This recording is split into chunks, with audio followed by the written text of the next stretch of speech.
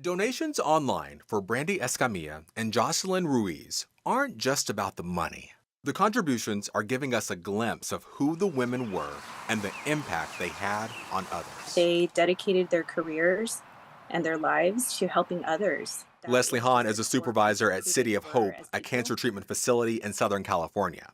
It's where Brandy and Josilyn got their start in the nursing field. We really feel like we watched them grow up. They never got jaded with healthcare. They always wanted to give their best in terms of how they could help take care of people. Leslie says their genuine concern and care for others was on full display when the pandemic first hit. We, in response to COVID, had to open up a completely separate COVID wing. And they were two of the volunteer nurses that wanted to go into that unit. Their radiant can-do attitudes, easily winning them friends. Friends who are still coping with the tragic news. Nurses here at City of Hope had known by Sunday. So it was fairly quick. As all those who knew and loved these two women worked to process this tragic shooting, Leslie wants people to put more focus on how they lived versus how they died. I think that there is true selflessness in this world, and that Josilyn and Brandy demonstrated that selflessness, that nurses genuinely care for people. Care that's being remembered, helping both online fundraisers surpass their goals.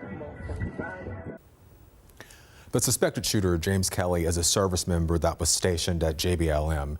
He confessed to authorities he was experiencing a bad mushroom trip and thought the world was going to end, leading to the gunfire. One victim is still hospitalized. Prosecutors have charged Kelly with 5 felonies. He is set to be back in court on July 5th. Joyce.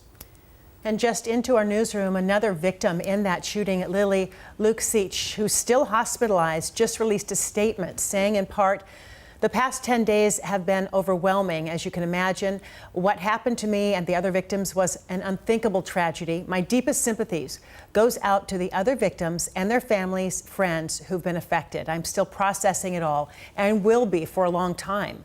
She went on to say that her recovery has been difficult, but is going well. A candlelight vigil will be held in Seattle to honor the victims of the shooting at the Gorge Campground. It begins at 8 o'clock at Cal Anderson Park.